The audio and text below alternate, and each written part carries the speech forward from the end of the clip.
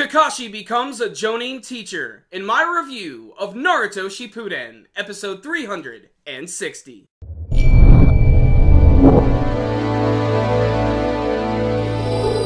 The Kakashi Anbu arc continues, sans the whole Anbu thing, but what I really liked about this week's episode is we actually got to see what happened when Kakashi became a teacher for the first time, and we got to see all of the different teams that he worked with and how he failed them, and he gets to do the whole bell test and everything. Now, a lot of this stuff is not new information to Naruto fans. This is stuff that we learned at the beginning of the series, how Kakashi failed all of his previous teams before. We never actually got to see that. Another reason this episode was so incredible is because I had some really great artwork, some really good animation, and that's probably because a lot of the episode was supervised by Hiroyuki Yamashita. In particular, he supervised a lot of the action scenes. This information was given to me by my Anbu in the Shadows, Blue Sakuga. Thank you again for that information.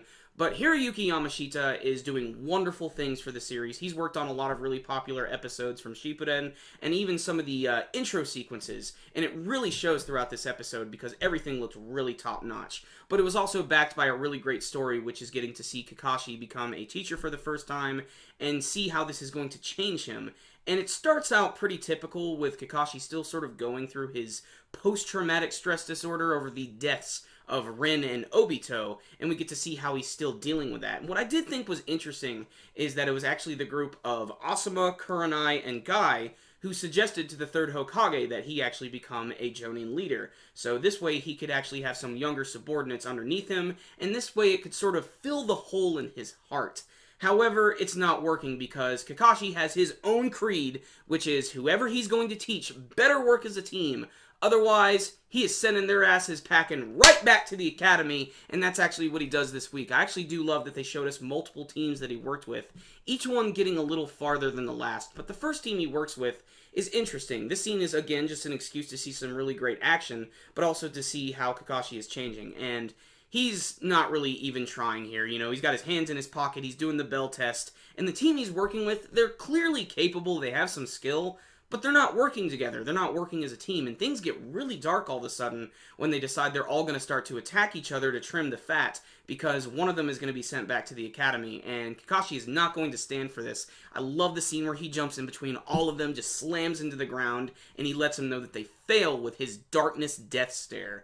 And the third Hokage is watching all of this, and this is when he realizes, well, Kakashi's not really changing that much, and it's probably going to take more time.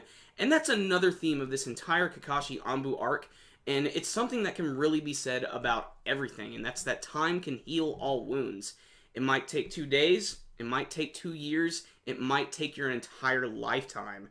However, things do get a little bit better for him at the end of the episode, but before I get to that, there is this scene they included where you actually get to see Guy meeting Rock Lee, Neji, and Tenten for the first time, and the training sequence is great. It's really, really action-packed, and it's goofy at the same time. I really love when they all sort of get defeated, but Guy is still pushing them forward and letting them know, just give me one good punch, just one more, and I like how they all come up at the same time, and they all hit him at the same time in the face, and it's really, really like just a light tap. But then he gets so elated and happy that he just grabs them and hugs them all, and that's the birth of that team, and I just really, really love that scene. I got a great chuckle out of it. But at the end of the episode is when you get to see Kakashi finally starting to turn around just a little bit, and you can see that even though he is failing teams, they're still learning something, they're still getting something out of this, and they're actually not being, you know, bitter towards Kakashi, which I thought that's what they were going to do, but all of his former students that he failed are coming up to him, bowing to him, thanking him, and greeting him. And I really like how there was that one kid at the beginning who mentioned that there's no need for greetings, and that's what he's doing at the end of the episode. He's making an effort to do this and let Kakashi know, we messed up. We didn't work as a team, but because you showed us this, we're going to be able to work much better in the future. Same thing for that group of brothers who went through the whole lunchbox test. They do the same thing, and you can tell that Kakashi's very shocked by all of this. You can even see that he's blushing a little bit through his mask, so it's very, very funny. But this was an uplifting episode. It lets us know that things are going to be okay. Obviously they are. We know what happens to Kakashi in the future. We know he's going to meet Naruto and his team, and he's going to start to change very, very much as that happens.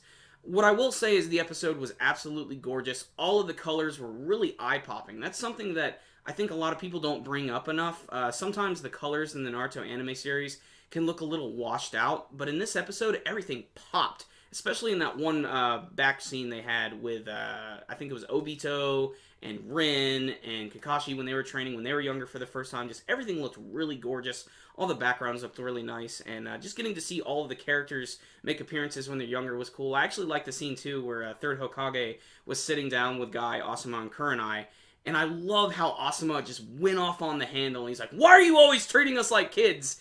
And I'm guessing the main reason for this mostly is because the third Hokage is his father, so he's obviously got some small, minor daddy issues, and he's got a lot to live up to. But still, great episode. Let's give you the whole rundown on what made this one good.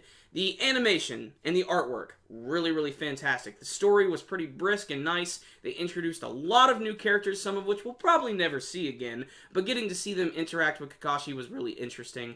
All the voice acting was good, the music was good, just as always. I still like the opening of the show. I just wish that the opening song had a little more energy behind it to go with some of that imagery. That's the only thing I have a complaint about that opening. Only negative about this episode is that there were some parts that were just a little bit slow and they could have gone through them a little quicker. So I'm going to drop this episode down to a 9 out of 10, but considering this was a filler episode, I thought it was really entertaining. One of the more interesting episodes of the Kakashi Anbu arc. So check it out, guys. Pretty good episode that delves a little bit more into the psyche of Kakashi Hatake. If you guys saw this week's episode of Naruto Shippuden, you guys can tell me what you thought about it with your comments below. Did you love it? Did you hate it? What do you want to see from the future of the series? And remember, guys, before you leave, make sure to hit that like button so you can give this video a thumbs up. It helps us out tremendously. And if you want to see more of our latest videos, anime and manga reviews, make sure and subscribe to the channel as well. You can also check us out on Facebook and on Twitter, and make sure to check out the most recent review me and Christian did of the third Naruto movie, Guardians of the Crescent Moon Kingdom. We worked really, really hard on it for you guys, so make sure to check that out. And also, we just made a big announcement, both me and Christian. We are opening up a studio. That's where we're going to be filming a lot of our brand new videos and video projects, and hopefully starting up our brand new podcast. But it's going to cost us a lot of money, so if you guys would like to donate to Super Kami Guru 9000, I'll put a link to that in the description box below. We are not asking for any more than $2 a month, and we're not putting any pressure on you guys. You do not even need to donate, but if you would like to, that will be in the description box below as well, so make sure and check that out. So, I will see you next time, guys. Super Kami Guru 9000. Out.